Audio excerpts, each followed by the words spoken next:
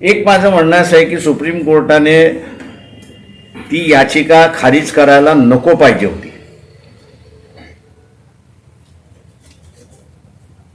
कायद्याचा कदाचित बघितलं असतं कायद्याच्या ह्याच्यामध्ये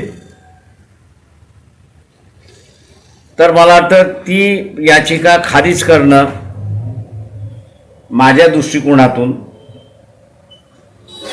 न्यायाला धरू नये असं मी त्या ठिकाणी मानत नाही, किंवा पार्लमेंटनी जो कायदा केलाय त्या कायद्याला धरू नये असं मी त्या ठिकाणी मानत नाही.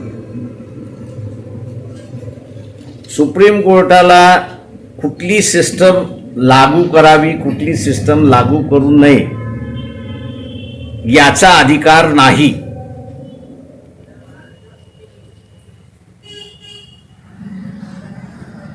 सुप्रीम कोर्टाने जर इलेक्शन कमिशनला डायरेक्ट केलं असतं की जेवढ्या रेकग्नाइज पॉलिटिकल पार्टीज आहेत त्या रेकग्नाइज पॉलिटिकल पार्टी बरोबर बसून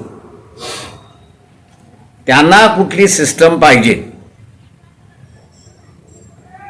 आणि ती सिस्टम तुम्ही असं लागू करा, हा जर सुप्रीम कोर्टाचा स्टँड असता तर मी असं म्हणालो असतो की सुप्रीम कोर्टाने न्याय केला असं मी त्या ठिकाणी मानणार आहे. सुप्रीम कोर्टाने पेटिशन डिसमिस करून अन्याय केलाय असं मी त्या ठिकाणी मानणार आहे.